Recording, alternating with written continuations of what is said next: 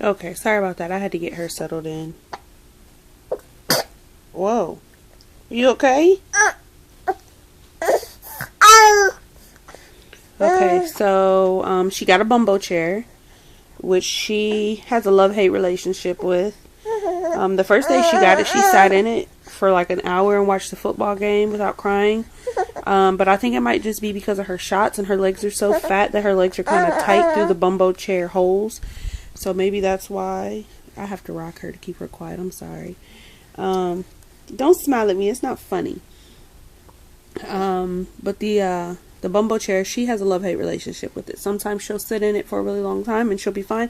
And other times, as soon as you go to put her in it, she just goes completely ape on me. So, also, she does this thing now where if we're in the car, if we stop at a red light, she goes crazy on us. And it's not necessarily like a crying thing. It's more like a fussy thing. So we pretty much have to take the freeway everywhere that we go just so that we're in a continuous motion. And she does the same thing when we put her in the car seat. As soon as we strap her in, it's time to go. Otherwise, she's going to go berserk. I'm starting to speak more Spanish to her. As we talk, like, and I, do eyes, ears, nose, stuff like that. I'm starting to do that more in Spanish. She's met some of my Spanish friends and their children who speak Spanish. So we're starting to introduce that more. We're preparing for Halloween and Thanksgiving. Her grandma bought her a really cute Halloween costume. And we're going to be going, you like grandma? Yeah, when I say grandma, she smiles. We're preparing to go back to Ohio for Thanksgiving, and we're really excited about that. We're probably going to stay for about a week.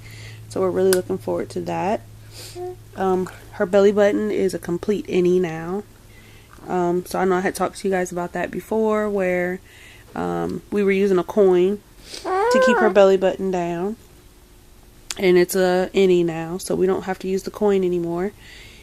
She got her pictures taken. That was actually the same day that she rolled over. The day that she turned 4 months exactly. She went and got her pictures taken, so those should be coming in soon. I think they come in next weekend, I believe. So we'll have pictures for you guys soon. Yes. If you're going to be nice.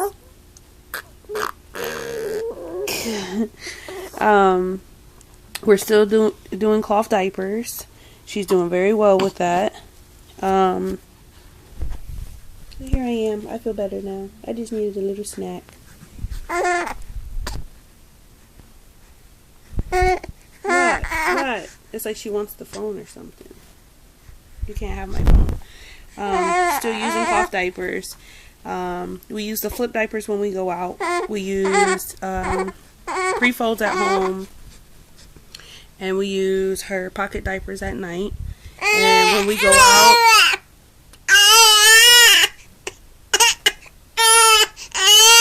people are just like, oh, her booty's so big. That's her Nicki Minaj booty. Can you take her for me? Yeah. Nothing. I'm trying to record a video and she's being a butt face. I'm not going to put you on camera. I asked you to take the baby. I didn't ask you to get on camera. Look what I have on. Oh, jeez. Top secret. Here. Okay. Let's see. Right now I'm doing cloth laundry probably about every 3 days. So I could probably stretch it and go 4 days. But by that third day it starts to get a little funky anyway. So it's about that time to go ahead and start doing laundry. Oh, now she's all cheesy and smiley over there. Of course. Let's see. Unfortunately, she's still co-sleeping with us. That was not the plan. I've been working trying to get her to sleep in her own bed. But our room is kind of small, so having that bed up like that all the time for her to never sleep in was kind of starting to get frustrating. So I take it down and put it up when I'm trying to use it. It's one of the ones where it's not really hard to take up and put down or whatever. So I'm trying to work on at least getting her to take naps in it first, and then maybe start working towards her sleeping in it at night. But as of so far, it hasn't been very successful. She's too spoiled to sleeping in the bed with us.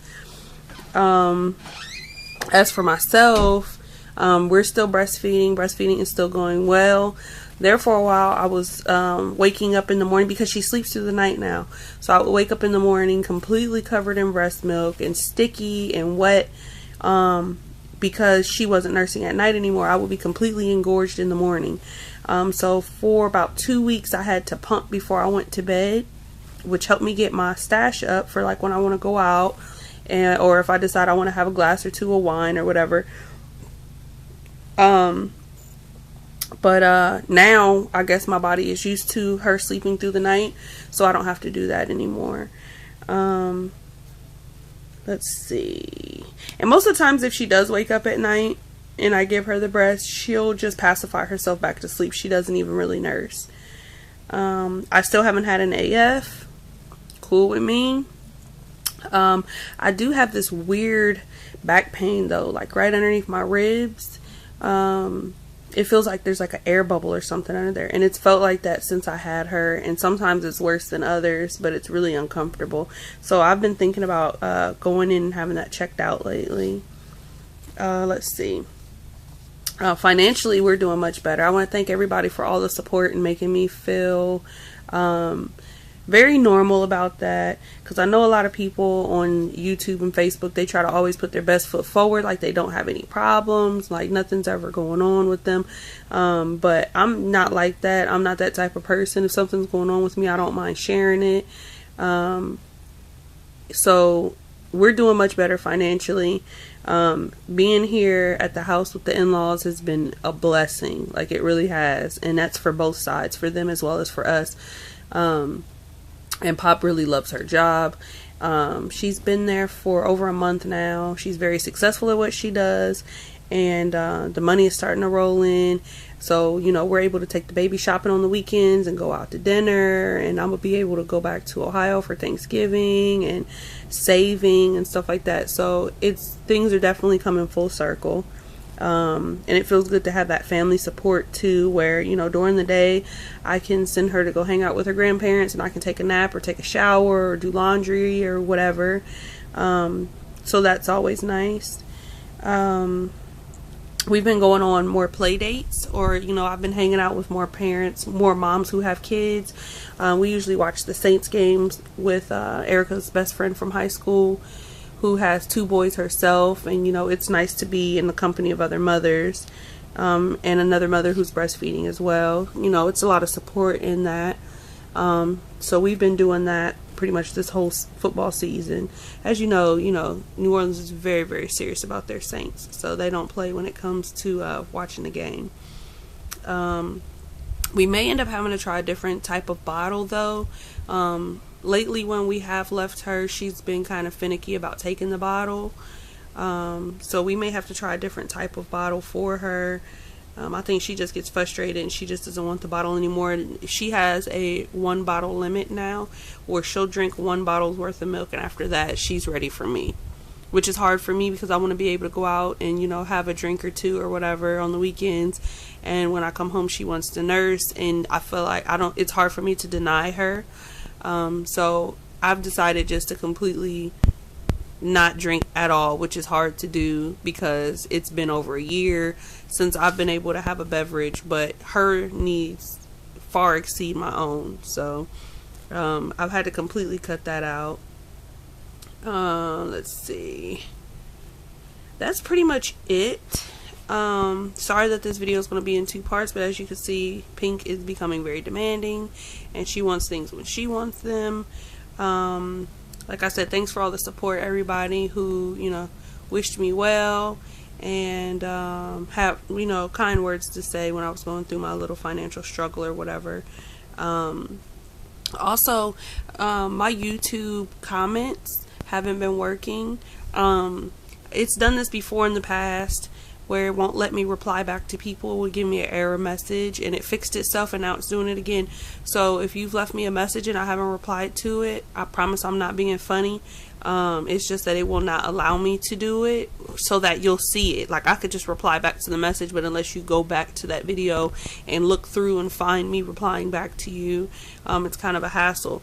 So there was one of my newer subbies who commented on the video where I was showing the canister from when I had gotten one of my vials which wasn't a BFP cycle, but she was commenting on it, asking, you know, what bank I went through that would deliver to me directly. So for Miss Marie B, if you happen to be watching, that vial was ordered through Northwest Cryobank.